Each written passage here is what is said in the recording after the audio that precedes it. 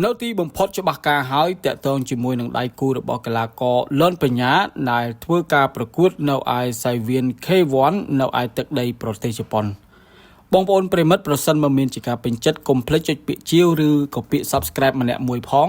ដើម្បីទទួលបាននូវព័ត៌មានថ្មីៗជាបន្តទៀតបាទឥឡូវនេះយើងចូលសាច់រឿងតែម្ដងបងប្អូនបាទអញ្ចឹងពាក់ព័ន្ធជាមួយនឹងដៃគូរបស់កីឡាករលន់បញ្ញានៅទឹកដីប្រទេសជប៉ុននៅខែ9នេះគឺចេញផ្លូវការហើយបងប្អូនបាទហើយការប្រកួតរបស់កីឡាករលន់បញ្ញានេះគឺជាការប្រកួតបាទលក្ខណៈសន្សំបន្ទុកបងប្អូនបាទគឺថា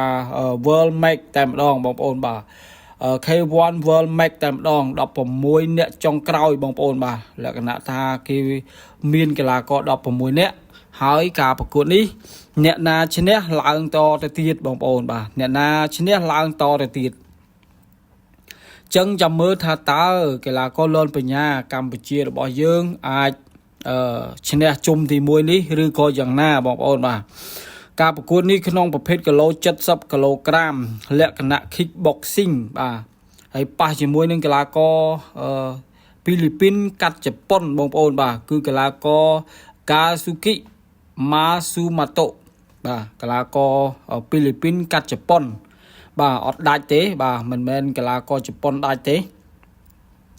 ហើយបងប្អូនអ្នកខ្លះគាត់ឆ្ងល់ថាហេតុអីបានជាឲ្យលន់បញ្ញាទៅវាយគីឡូ70ហេតុអីបានជាឲ្យកីឡាករលន់បញ្ញាទៅវាយ kick ហេតុអីបានជា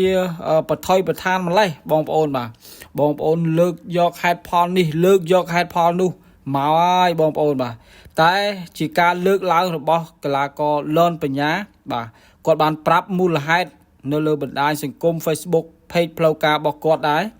គាត់ថាមូលហេតុដែលគាត់ធ្វើការប្រកួតនេះគឺទី1បាទអាចនិយាយបានថាមានការផ្ដល់ឱកាសដោយអាយដាមខូឆាយប្រធានសហព័ន្ធកីឡាផ្ដាល់គុណខ្មែរដែលលោកឲ្យកីឡាករលន់បញ្ញាធ្វើការប្រកួតបានហើយក្នុងប្រភេទគីឡូ70គីឡូក្រាមនេះមិនមែនថាអត់មានកីឡាករណាដែលអាចប្រកួតបានទេគ្រាន់តែថាបើប្រៀបធៀបពីប្រជាប្រិយភាពក៏ដូចជាភាពប្រៀបធៀបពីការប្រកួតក៏ដូចជាក្បាច់ចង្វាក់វាយក៏ដូចជាមែនតើទៅបត់ពិសោធន៍បាទគឺកីឡាករលន់បញ្ញាអាចថាលើគេហើយបាទគាត់ធ្លាប់វាយទាំង kickboxing លក្ខណៈ SEA Games ទៀតបងប្អូនបាទអញ្ចឹងមិនធម្មតាទេបាទបត់ពិសោធន៍មានគ្រប់គ្រាន់ហើយយើងគ្រាន់តែថាមិនងាយបានចូលសៃវៀនធំចេះប៉ុន្តែលើកនេះលន់បញ្ញាគាត់តាំងចិត្តអស់ពីសមត្ថភាពហើយបងប្អូនខ្លះគាត់ឆ្ងល់ថាហេតុអីបានជាកីឡាករលន់បញ្ញាមានឈ្មោះទៅប្រកួតនៅសៃវៀនធំប៉ុណ្ណាណីហើយបែរជា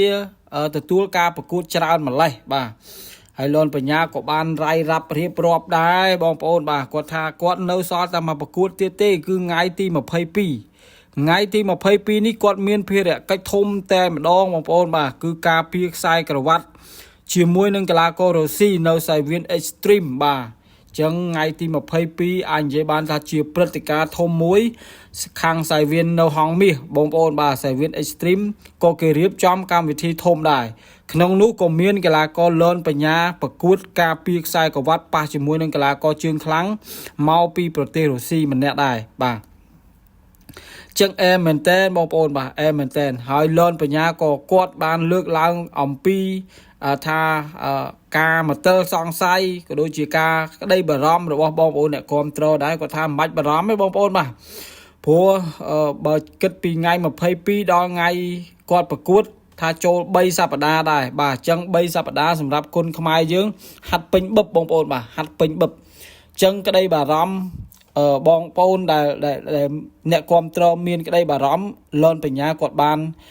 បង្ហើបគាត់បានបង្ហាញគាត់បានប្រាប់ហើយគាត់បាននិយាយរាយរាប់រៀបរាប់ពីដំណើរដើមចមក៏ដូចជាមូលហេតុនៅពីក្រោយដែលគាត់មានឈ្មោះប្រកួតនៅសៃវៀនជប៉ុនបាទបងប្អូនក៏ដឹងដែរអ្វីសំខាន់បងប្អូនបាទអ្វីដែលសំខាន់ជុំទី1នេះគឺកីឡាករលន់បញ្ញាប៉ះជាមួយនឹងកីឡាករហ្វីលីពីនកាត់ជប៉ុនដែលជាកីឡាករជើងខ្លាំងហើយបើស៊ើបប្រវត្តិខ្លះរបស់កីឡាកររូបនេះបាទគឺគេល្អដៃបងប្អូនបាទគេល្អកដាប់ដៃបាទគេអាចថាចេញដៃច្រើនជាងជើងបងប្អូនបាទហើយកីឡាករនេះ អាចថា day place ក៏លឿនចេញចូលលឿនបាទអញ្ចឹងអាចថាការប្រកួតលើកនេះសម្រាប់លនបញ្ញាគាត់ត្រូវតែគេហៅថាបំវឹកក៏ដូចជាប្រើអាវុធឲ្យលឿនបន្តិចបាទបើសិនជាយឺតចេញចាញ់គេហើយបងប្អូនបាទចេញចាញ់គេហើយព្រោះកីឡាករនៅ K1 បងប្អូនដឹងហើយចេញចូលលឿនណាបាទតួគីឡូធំគីឡូតូចក៏ដោយបាទសិតតែលឿនហើយបើថាយឺតទៅស្ពៃយឺតទៅស្ពៃហើយព្រោះគេចេញលឿនបងប្អូនបាទគេចេញលឿនអាវុធគេចេញច្បាស់ហើយនឹងធ្ងន់ចឹងនេះគឺជាមូលហេតុបងប្អូនបាទហើយក៏ជូនពរឲ្យកីឡាករលនបញ្ញាបាទបើសិនជាឈ្នះវិញបងប្អូនសាកគិតមើលបងប្អូនបាទហើយបើសិនជាឈ្នះខ្សែក្រវ៉ាត់ K1 World Match នេះបាទជំរុះសិតតែកីឡាករប៉ះកីឡាករខ្លាំងក្នុងនោះក៏មានកីឡាករស្តូយ៉ានដែលធ្លាប់ឈ្នះទាំងកីឡាករប៊ូខាវប៊ែនចាម៉ែកកីឡាករផ្ទះលេខ2ទៅទៀតបាទក៏នៅក្នុងនឹងដែរបាទអញ្ចឹងមិនដឹងយ៉ាងម៉េចបងម៉ាទេបងប្អូនបាទសំខាន់